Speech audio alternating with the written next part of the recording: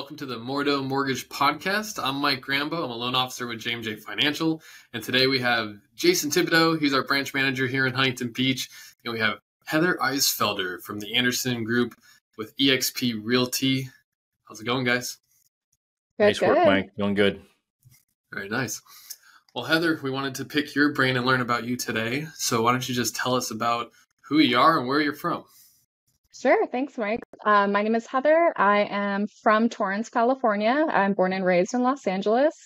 I have a history in property management. I was portfolio managing on condominiums and townhouses, homeowner associations. And then I decided to get my real estate license. So now I'm doing real estate and helping people purchase into homeowner associations as well. So Heather, I'm actually curious, how did you end up on the Anderson Group, right? Because the Anderson Group, for maybe people who don't know that are listening to this, is the #1 team in Long Beach. I mean, they're hard to miss. I'm sure you knew of them, but I'm curious your story. Like, I think you chose wisely. My advice for any new realtor or any new loan officer when they're getting into the business is go find a high-functioning, high-volume team where you get good mentorship, training, and leadership. And obviously the Anderson Group, that's what they are. So you've made the right choice, but I'm just curious how you ended up getting connected to them. So I moved to Long Beach recently and wanted to join a powerful team. So I met with them. They were the first group that I met with. And right when I met with them, I just knew right away that that's where I needed to be. So yeah. Mostly for locational reasons, and then also just wanting a group with people who are doing what I'm doing and that are supportive, and that's how I ended up in the Anderson Group. And see, this whole time I thought it was just their preferred lender, which is the biggest draw. But hey, that was definitely the cherry on top. Once I saw you guys at the office, I was like, "Ooh, I'm in." Yeah, if anyone's ever experienced a sales meeting at the Anderson Group, you realize right away, oh, they've got something special going on here, right? There's so much good energy and the culture is pretty dynamic. So I'm excited for you in that regard. How long were you in property management, Heather? I was in property management for over 7 years. Still doing it now. So yeah, so you definitely got your 10,000 hours of mastery. And there's a lot going on with HOAs right now. Insurance is probably at the top of that list. There's certainly some challenges right now. When we're doing transactions, we're always dealing with the headache of something going on related to insurance with the HOA.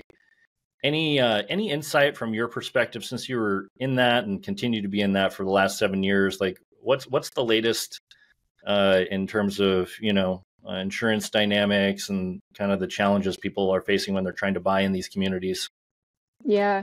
So just based off of, because I'm not currently managing HOAs right now, I'm doing residential, but back when I was a few years ago, it's really difficult, especially now with inflation and with insurance prices, like you said, going up, and it's tough because as a homeowner association, you're required to have insurance. But with these prices going up, it's just really hitting hard. HOAs already struggled to, have a budget that they're able to meet, and have a reserve fund that's decent. So now that those prices are going up, I just imagine, it could get worse, unfortunately. Yeah, that's the hard part, what we're running into. Mike, feel free to add your 2 cents on this, but it's insurance premiums are going up and master policy costs are getting super expensive. And that's what we're facing. So I think the important tip on this is making sure that you've got a good insurance broker that you've got access to, because of course, if you don't, you're going to run into problems. So just my 2 cents. Mike, feel free to add. Yep, my internet cut out for a second there, but yeah, I saw that. I was seeing 2 of you, so I got confused. Right, I still see 2 of you.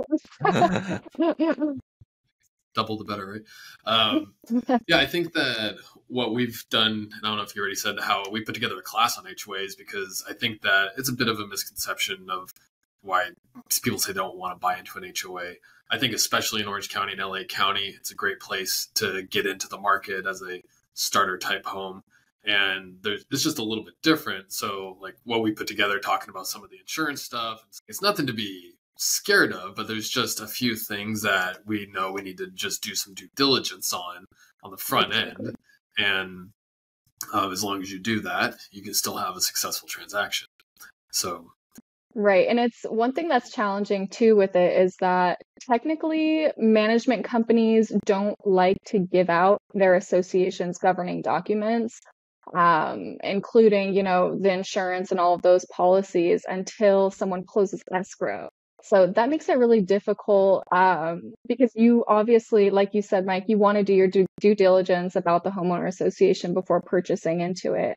So the more information you can get about the HOA prior to purchasing, the better, of course. And then, like you said, having your own insurance agent to not only help you with looking over the association's coverage and making sure that maybe something that's not covered or lacking coverage you can cover on your end. Like with regards to earthquake insurance, for example, some HOAs have it, some don't. You might want it for your unit. There's just a lot to look at. Yeah. Yeah, you bring a unique perspective having been in that side of the business for a long time. I'm sure that's helpful when you're representing buyers in the condo community. Absolutely. Talk to us about social media a little bit, Heather. When I was first introduced to you, I went on your Instagram. I was like, whoa, you got a lot of followers. How did you get your start in social media? And I'm assuming you do plan to harness that for your prospecting efforts, correct? Yeah, for me, social media is a marketing tool. That's how I see it. It's never something I was interested in prior to getting into real estate. But now I just, it's free marketing. So all I'm trying to do is continue to be consistent on it, continue to be available for people who might be interested in buying or selling. As well as just answering questions. Like I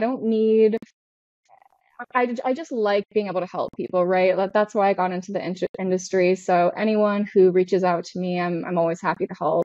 And like I said, just being able to educate people and bring information. Yeah. How long did it take you to develop that following, out of curiosity? It's been a slow progression, but the past couple years, I would say it's definitely increased. I think because I am, I'm doing YouTube videos. I'm just putting more time and effort into it and making sure that I stay consistent with it. And if people were looking to find you in social media land, where would they look? You can find me on Instagram. You can find me on YouTube, Facebook. I don't have a TikTok. Okay. Yeah. What's your Instagram handle? It is Heather Nicole Real Estate. Yeah. All one and we'll word. make sure to Heather, include the links in the description. But where are you spending most of your time, or is it like spread across equally? Instagram, YouTube, both, or? Mostly Instagram. I'm definitely needing to step up my YouTube game.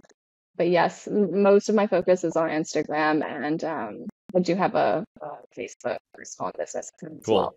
Do you have like a niche you're going to be focusing on in your career with regards to, That's a great question. Right now, it's homeowner associations, helping people purchase into those, because I'm really confident being able to, answer people's questions on the buying end as well as the selling end. So I guess HOAs are my niche. I love helping first-time home buyers as well. Of course, it's more work because you have to spend more time with them, but I love to nurture and help people get to the end safely and confidently. So yeah. Well, it also gives you an opportunity to develop a more meaningful, longer term relationship with. I like first time home buyers too.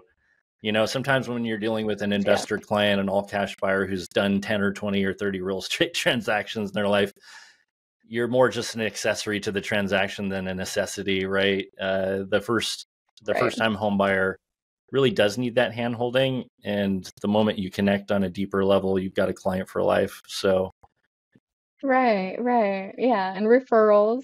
Referrals. It's always helpful. Yeah, and the younger generation obviously is, naturally connected to the social media dynamic. So I think it goes Hmm. hand in hand with what you're doing. Yeah, I think so too. Yeah. I always tell people I bought my first place before I was in the industry. So then when I got into mortgage and I did my first loan, I was like, all of that happened when I bought this place? Right. So much that goes Goes into it, on right? behind the scenes, yeah. Yeah. So I think that it takes a certain kind of person that wants to have that kind of niche, right? You have to have almost Hmm. infinite patience. And I think also a genuine desire to teach and educate, right? Right. I think about when my first son was born, and one day I took him out and he looked at the stars. And he was like, "What's that?" I was like, "That's the moon." I was like, "Oh, like you don't know anything. Like you're starting from scratch. You don't know what the moon is, right?"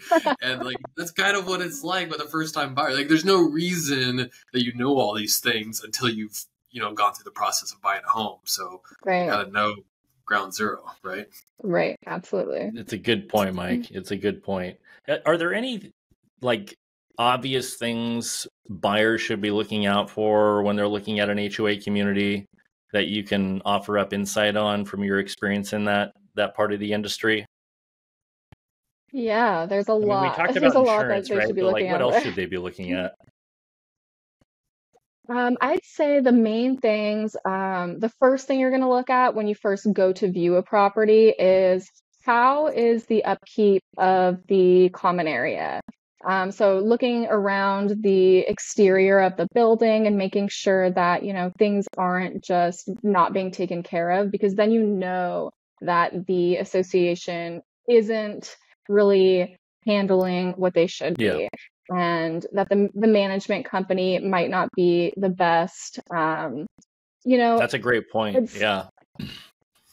yeah, and it's hard because I always tell people too, like, you don't want to be in an HOA that's like almost like too hands-on, because then it's like they'll have it could be very strict. Like some associations will have a lot of rules that you have to follow, like noise issues, like not being able to have hardwood floors, things like that. So first thing, okay, I'm kind of getting sidetracked, but first thing, definitely take a look at the common areas of the association to see that the No, this is good board is taking information, care by of the way. things. No, you're not getting Yeah, sidetracked. This is what we were yeah. looking for.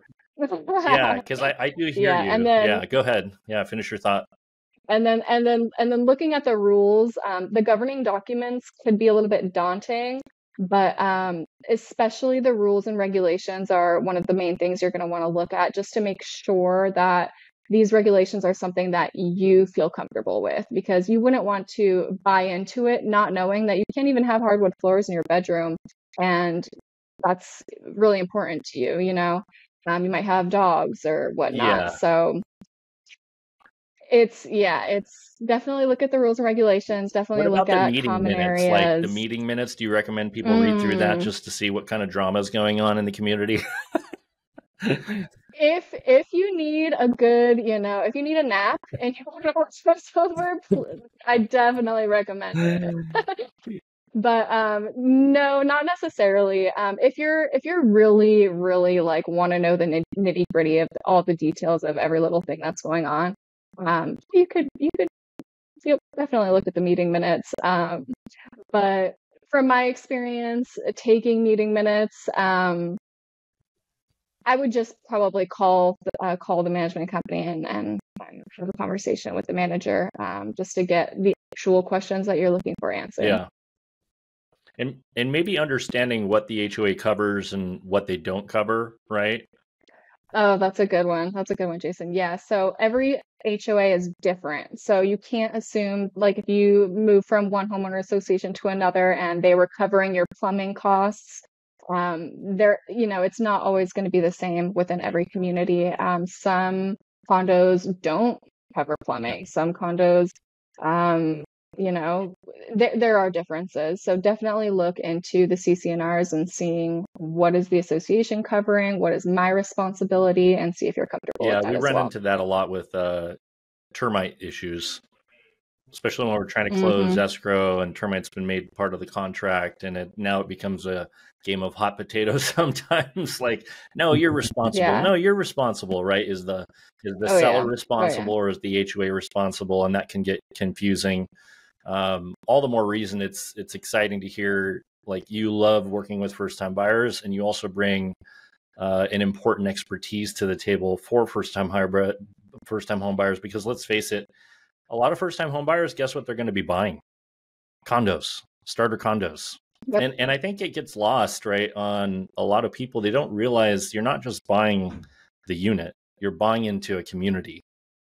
And for better or for worse, you're at the mercy of an HOA. And I think it's mostly for the better, as long as you're, being represented well and you're looking out for the right thing. So what a lot of people don't understand is when you're buying a condo, it's not just the unit, you're buying into the total community, right? So you're at the mercy of, like you said, the CC&Rs, the bylaws, and paying attention to really what's going on, how the common areas are being cared for, things like we talked about with termite. But I love the fact that you have the experience.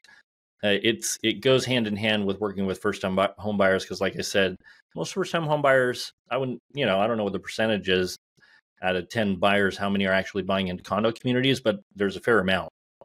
And and I think that a good experienced agent with integrity and knowledge in the HOA field can make or break your transaction. You could be buying into the wrong community and not be the wiser for it. And that's where a good agent can help steer you in the right direction or away from potential disaster. Yeah. And Jason, what you just reminded me of too, you are at the mercy of, the governing documents. You're also at the mercy of the association's board of directors. And what people don't realize is that the board of directors are literally your neighbors who volunteered, who have extra time, who want to have control over the association. If you do buy into a HOA, and if you care about your home a lot, or you care about the community a lot, you might want to volunteer for the board. That way you can put your hands in the pot and help contribute towards making good decisions for the owners. Yeah. Sounds like make sure you have really nice holiday cards too.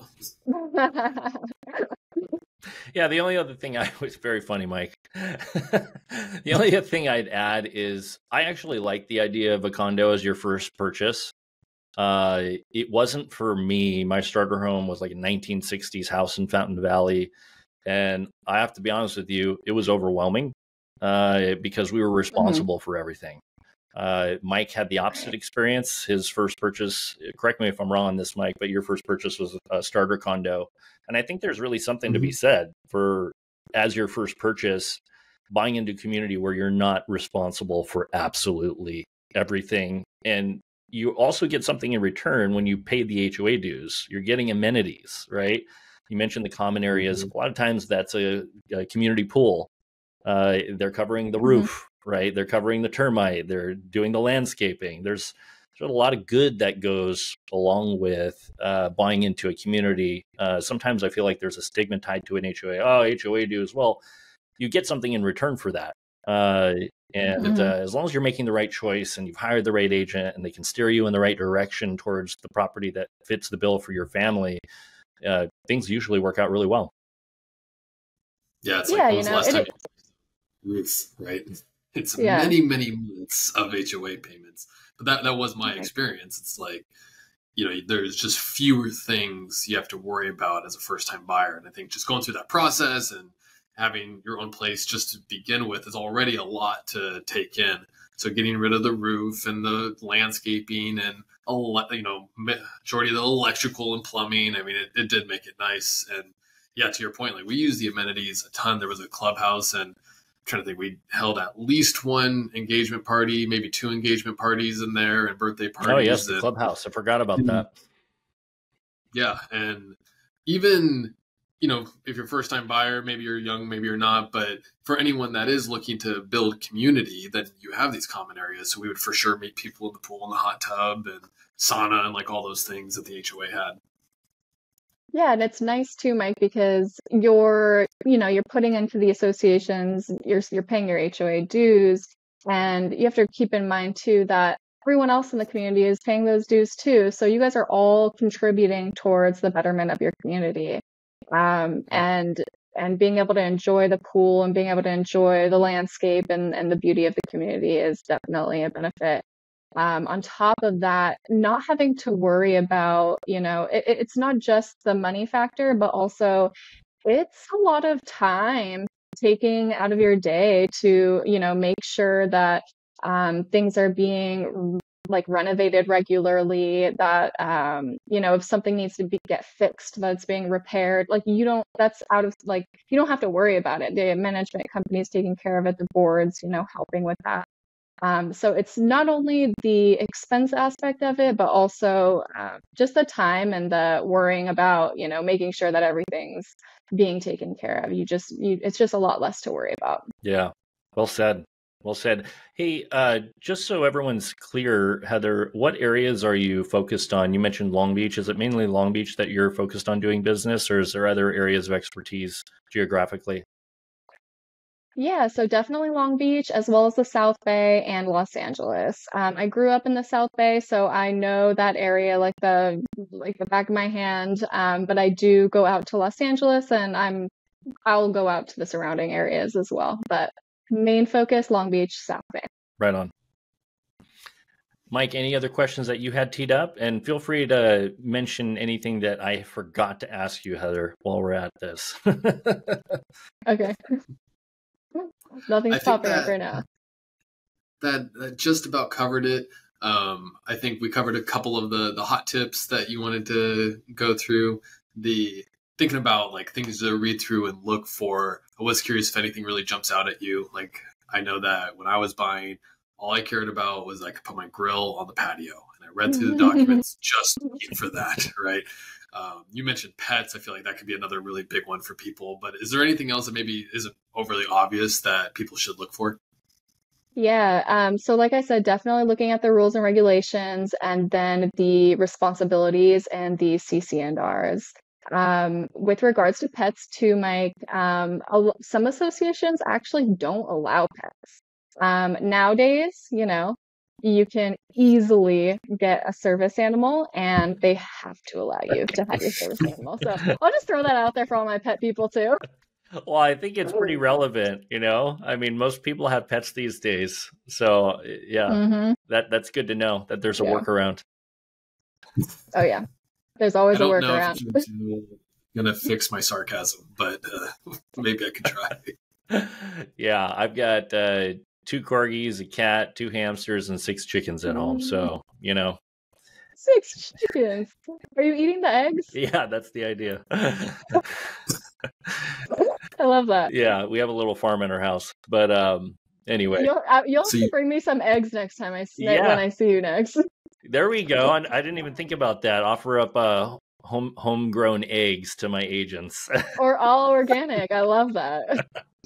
The organic egg blender. Thank you for the idea, Heather. Yes.